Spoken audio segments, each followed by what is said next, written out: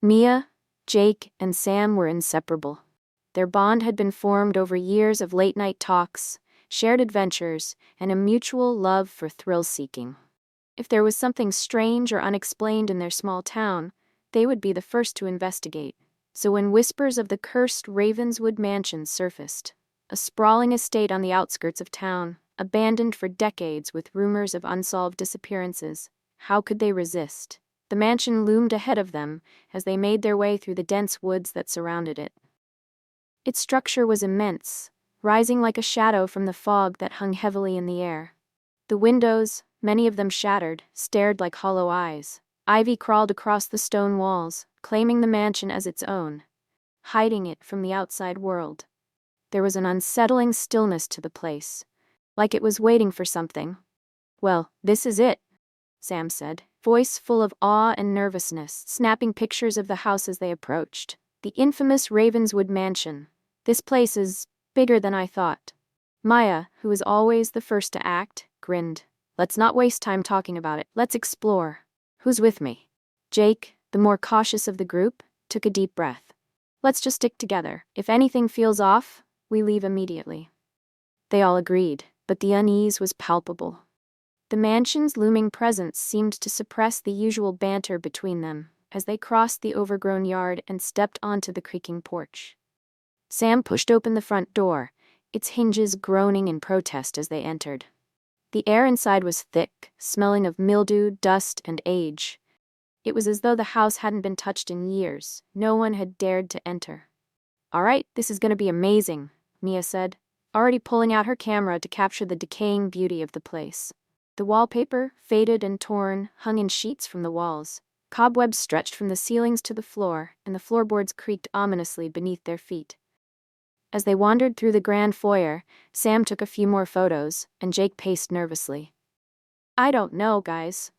There's something off about this place." "Oh, come on, it's just an old house," Mia laughed, dismissing his concern. "Let's get to the good stuff."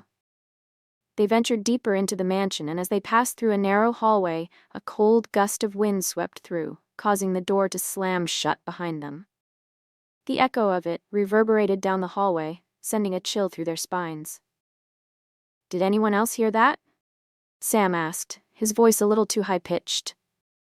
"It's just the wind," Mia replied quickly, though she could feel her own nerves tingling. But as they continued their exploration, the feeling that something was watching them grew stronger. The air was dense, almost suffocating, as though the mansion itself was alive, breathing in tandem with them. Shadows seemed to shift when they weren't looking, and the silence between their footsteps grew deeper, heavier. The further they went, the more the house felt wrong. They eventually came to a large, grand staircase that led to the upper floors. But it was the basement door at the far end of the hallway that caught Mia's attention. It looked like it had been untouched for years, its wooden frame darkened by time, the handle rusted and cold. "Basement," she said with a grin, pointing toward the door. "Let's see what's down there." Do we really want to go down into a creepy basement in a haunted mansion?" Jake asked, his skepticism returning. "Come on. You know we can't leave without exploring it," Mia said, determination in her eyes. Jake hesitated, then sighed. "Fine, but we stick together." The stairs creaked loudly beneath their feet as they descended into the basement. Their flashlights illuminated a room that was eerily still, filled with old furniture covered in dusty sheets, cobwebs hanging like curtains from the rafters above. A lingering smell of mildew filled their noses as they moved forward. Everything in the basement looked as though it had been left behind in haste, untouched by time, like no one had been down there for years. "I hate the feeling in here," Sam muttered. "It's like the house is holding its breath." Jake's unease only grew. "I feel like we're being watched." Before they could continue, Sam noticed something odd. A small door hidden behind a bookshelf. It had clearly been there for years, with dust and cobwebs piled around it, but there was something about it that felt out of place, like it didn't belong in the otherwise abandoned room. "No way," Sam said. "What do you think's behind this?" "I don't know, but we're about to find out," Mia said, excited but with an edge of uncertainty in her voice. With some effort, they pulled the bookshelf away from the wall, revealing the door. The moment they opened it, The stale air from beyond hit them. A cold, heavy draft that made their skin crawl. They stepped into a small hidden room, and immediately, the air grew colder still. The room was filled with old, yellowing papers and framed photographs stacked haphazardly on the floor. The walls were lined with dark wood shelves, each one crammed with even more dust-covered documents. But as Mia pulled a few papers from the pile, her eyes went wide with shock. "Oh my God," she whispered. Sam leaned in, his camera in hand, and snapped a picture of the document she was holding. It was a journal entry, written in a shaking, desperate hand. "The house will take what it wants. It doesn't care for the living. The disappearances are just the beginning. When it has claimed you, it will keep you. Forever." There were other documents, newspaper clippings about the mansion's previous owners. They told the story of a once wealthy family who had lived in the mansion but had mysteriously vanished. The most recent article was dated only a few months before. And then there was the photograph. It was a picture of the mansion, but the figure standing at the front door wasn't human.